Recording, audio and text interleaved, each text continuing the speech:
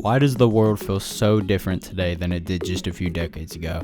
Think about it. We played outside until the streetlights came on, we ate meals from scratch, barely anyone had a screen in their hand. But now, we're glued to devices, eating foods that we can't even pronounce, and watching the skies change above us, just to name a few things. Some people call it progress, but what if it isn't? What if the world we live in today was designed to be this way? Stick with me, because once you see how things really shifted in the late 1900s, you'll understand why we can't go back, and why maybe we were never supposed to. Go where you wanna go, call when you wanna call. Get the lowest price ever at Radio Shack on the most powerful transportable cellular phone system. Technology is where it all started. In the early 1900s, tech was simple. A radio, a shared telephone, that was it. But war changed everything. Governments poured money into radars, computers, and nuclear power. And when the war ended, these inventions didn't vanish. What was built to win battles now built markets. In 1942, John Mauchly pitched an all-electronic calculating device, which is exactly what the US Army needed at the time to calculate ballistics faster. That proposal gave birth to ENIAC, which was the first large-scale computer. It was massive, rare, and only found in government buildings and universities. These machines were the beginning of a new era. What started as military technology didn't stay behind locked doors for long. Corporations and universities began experimenting with these technologies for everyday life. Radios evolved into televisions, simple screens became entertainment hubs. Electronics that once calculated missile trajectories were now being adapted to deliver shows, news, and advertisements straight into people's homes. And by the late 1950s and into the 60s, TVs were no longer rare luxury items. They were becoming central to family life. By the 1950s, TVs became the new living room center. Families gathered around these glowing screens, and corporations could sell ideas like lifestyles and values directly into our homes. Fast forward to the 1970s and 80s, personal computers appeared in living rooms, promising freedom, access to knowledge, and power once reserved only for governments. Then came the internet. The tool that promised freedom quietly became a trap. Every search, every click, every post, tracked, stored, and analyzed. And today, the phone in your pocket is more powerful than the most advanced supercomputers of the 20th century. TikTok pulls in 1 billion people daily. YouTube clocks over 1 billion hours of content every single day. But here's the catch. While technology connects us, it also traps us. It replaces real conversation with scrolling, interrupts our sleep, hijacks our attention, and trains children to crave endless dopamine hits. Kids who once dreamed of becoming astronauts, explorers, or firemen now dream of becoming influencers. Technology was supposed to free us, but maybe it's the very thing keeping us from being free at all. Once we were hooked, mind, body, and dopamine, the stage was set. Corporations asked themselves, what else can we reprogram? The answer was obvious: food. While computers were rewiring our minds, corporations were quietly rewiring our bodies through food. In the early 1900s, people grew their food, cooked it, and ate it. Real, simple meals. But after WW2, things changed. The US had stockpiles of ammonium nitrate from bomb making during that time, and instead of throwing it away, they converted it into fertilizer, making crops grow bigger, faster, and cheaper. At first, it seemed like a miracle. More food to feed more people, but it was quite the opposite. This was the birth of industrial farming. Machines replaced workers, animals were starting to be crowded into factory lots, and antibiotics were starting to be pumped into these same cramped in and stressed out animals to fatten them up. And with this, corporations saw an opportunity, not just to sell food, but to manufacture it. And of course, all of this was happening at the perfect time for the government. By the 1960s, women were entering the workforce in record numbers, making families busier, and both moms and dads were starting to work long hours. So therefore, without any stay-at-home figure, frozen dinners, boxed meals, heavily processed snacks, and fast food exploded, and convenience became king. Families thought that they were buying time, but what they were really buying was dependency. But here's the thing, this wasn't just convenience. It was engineering. Sugar, seed oils, and preservatives were all added into these foods, designed for addiction, not nutrition.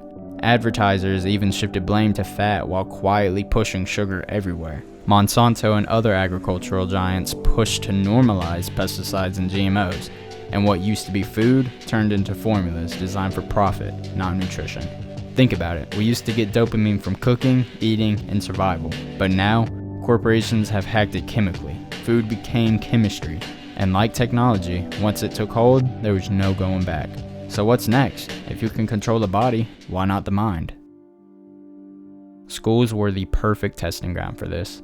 In the early 1800s, kids learned reading, math, and practical life skills, things that taught them independence and freedom. But the industry changed that.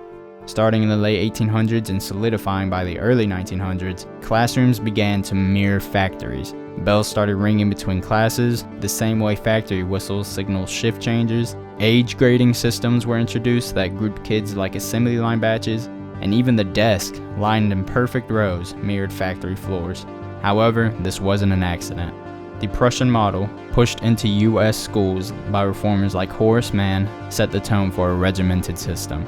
By the early 1900s, industrialists and philanthropists like John D. Rockefeller, Andrew Carnegie, and educators such as Elwood P. Cubberley were funding and shaping public education. Their aim wasn't free-thinking citizens, it was efficient, obedient workers for a growing industrial economy. Standardized tests followed short after, measuring compliance and obedience more than it measured creativity. Kids weren't taught to ask why, they were taught to repeat. They were trained to follow instructions. The ultimate goal here was not to create free thinkers anymore, it was to create good workers. And kids were, and still are to this day because of the system, are being trained to follow instructions. And the circumstances around this shift were anything but random. During the Cold War, the government was also pouring money into education, but with the focus on conformity and nationalism. Films, lessons, and textbooks taught kids what to think about communism and patriotism, and even what to eat and what to wear. It wasn't about the truth, it was about loyalty, all shaped to control thought. Not the truth, but control. Fast forward to today, and the methods have evolved. Instead of Cold War films, it's on screens. Instead of lectures, it's algorithms. Think about it. Kids are still taught what to think, but not how to think. Corporations and governments no longer need to force feed information. They let apps and feeds do it automatically. Today, screens and algorithms replace films and teachers. And here's the part that should scare you.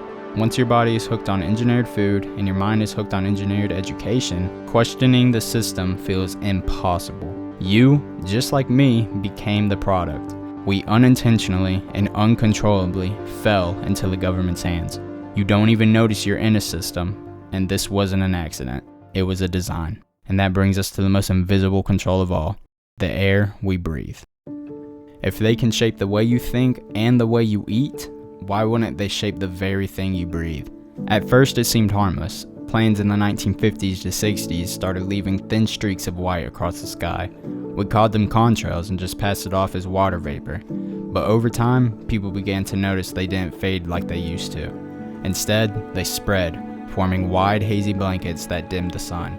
And that's when whispers of chemtrails began during the late 1990s. Now, this idea was not born out of paranoia. Governments and scientists have openly admitted to testing weather modification since the mid-1900s. And during the Vietnam War, the U.S. launched Operation Popeye, which was an operation of seeding clouds to extend the monsoon season. On paper, it was about controlling the battlefield, but in practice, it proved one thing: the weather could be weaponized. These circumstances today are even more complex. Officials claim modern geoengineering is about fighting climate change, spraying particles to reflect sunlight and to cool the earth. But critics point out the side effects: reduced crop yields, poisoned soil, and unknown long-term health risk. And yet, ordinary people have no say in whether it even happens. The sky was simply taken from us. Imagine being a farmer in the 1960s, watching your fields flood because of cloud seeding, or a parent today watching your child cough under hazy skies and being unsure what's falling on their skin. The story isn't about science, it's about control. And here's the pattern. Technology reprogrammed our minds, food reprogrammed our bodies, schools reprogrammed our beliefs, and the air itself, the one thing no human can live without, has been reprogrammed too. The bigger question is, if everything around us has been engineered, what part of you still belongs to you? We're told progress makes life better, safer, and easier. But progress for who? for us or for the corporations and governments profiting from our dependency?